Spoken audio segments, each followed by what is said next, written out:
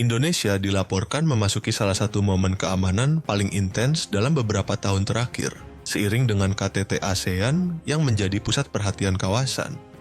Jet tempur di udara, kapal perang di laut, dan pergerakan diplomatik tingkat tinggi terjadi secara bersamaan. Tetapi, apa sebenarnya artinya? Dan mengapa momen ini mendapat begitu banyak perhatian di seluruh Asia Tenggara? Mari kita mulai dari awal.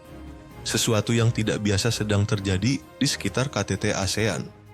Laporan menyebutkan bahwa Indonesia telah mengerahkan pengawalan militer yang signifikan untuk mengamankan acara tersebut. 5 jet tempur dan 3 kapal perang ditempatkan sebagai bagian dari postur keamanan secara keseluruhan.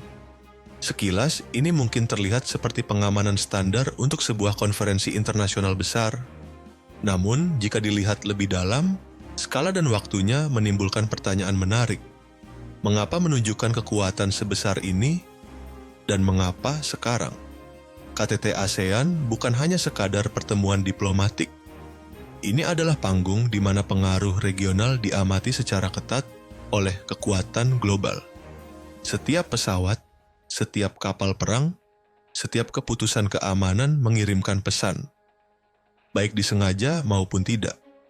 Dan dalam kasus ini, pesannya tampak jelas. Indonesia sedang menunjukkan kesiapan, stabilitas, dan kapabilitas. Tetapi, apakah ini murni bersifat defensif? Atau ada latar belakang geopolitik yang lebih besar yang membentuk keputusan ini? Pada saat yang sama, perkembangan lain juga menarik perhatian jauh melampaui KTT itu sendiri.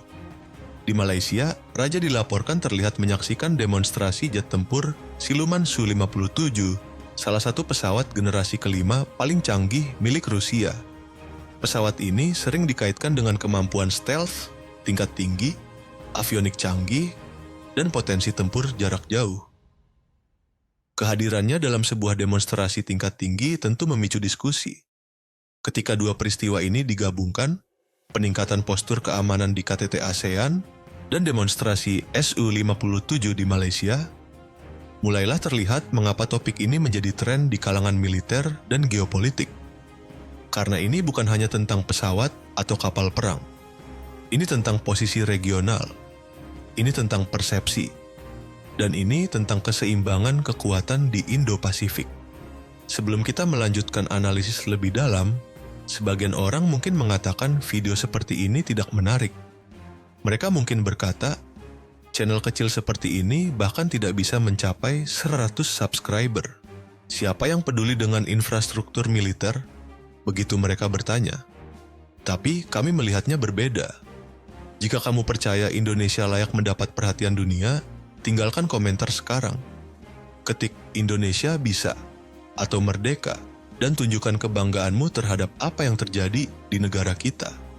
Jika kamu menikmati pembahasan ini sejauh ini, jangan lupa untuk like video ini dan subscribe ke channel ini. Ini sangat membantu kami untuk menghadirkan update yang lebih mendalam seperti ini langsung kepadamu.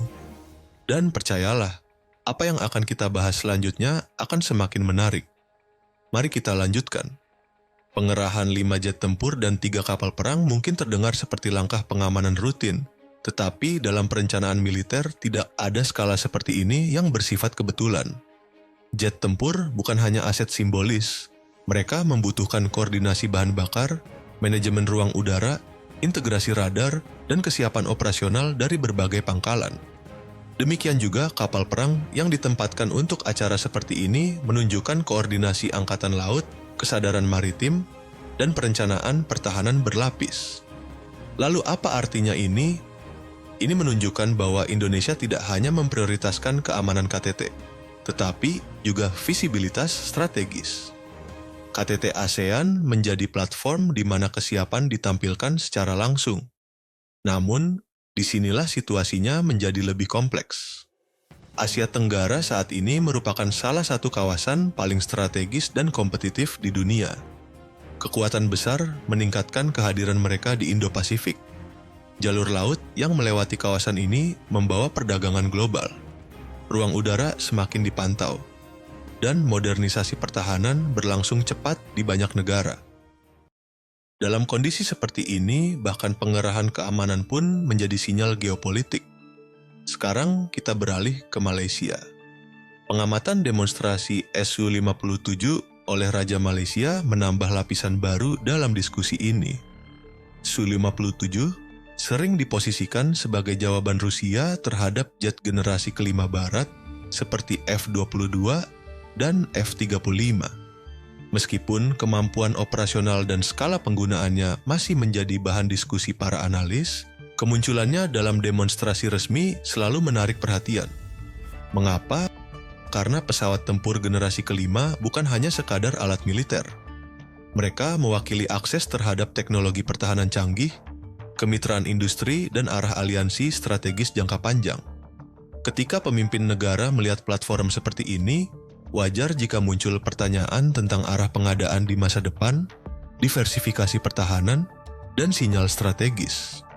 Apakah ini berarti pembelian segera? Tidak selalu. Dalam banyak kasus, demonstrasi seperti ini merupakan bagian dari diplomasi pertahanan, menunjukkan ketertarikan, mengevaluasi kemampuan, dan menjaga opsi strategis. Namun persepsi tetap penting. Dan dalam geopolitik, persepsi seringkali menjadi kenyataan seiring waktu. Jadi sekarang kita memiliki dua narasi paralel. Di satu sisi, Indonesia menunjukkan kesiapan keamanan di KTT regional dengan aset militer yang terlihat jelas.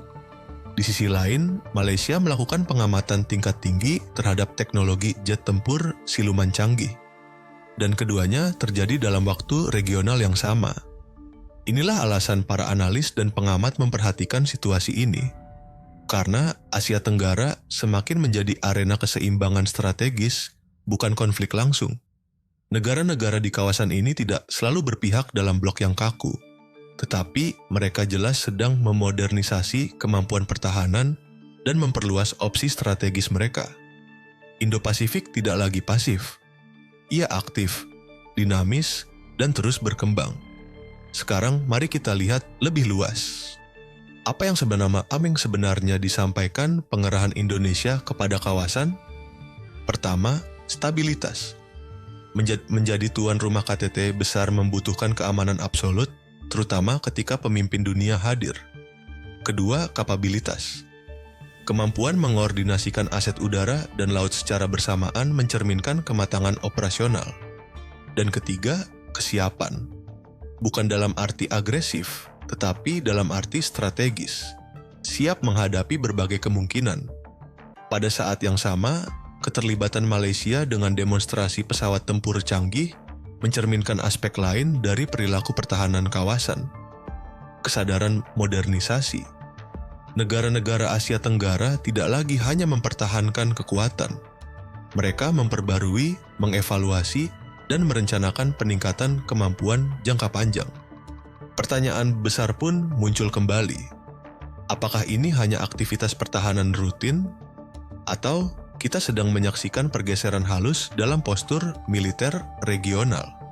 Kenyataannya, dalam geopolitik modern, jawabannya jarang hanya satu. Tindakan rutin sering membawa makna strategis. Dan sinyal strategis sering dimulai dari tindakan rutin. Itulah yang membuat kawasan ini sangat penting untuk diperhatikan. Karena Asia Tenggara berada di persimpangan jalur perdagangan besar, pergerakan maritim global, dan meningkatnya kepentingan kekuatan besar. Setiap keputusan pertahanan, setiap pengerahan, dan setiap demonstrasi menjadi bagian dari narasi yang lebih besar. Dan narasi itu masih terus berkembang.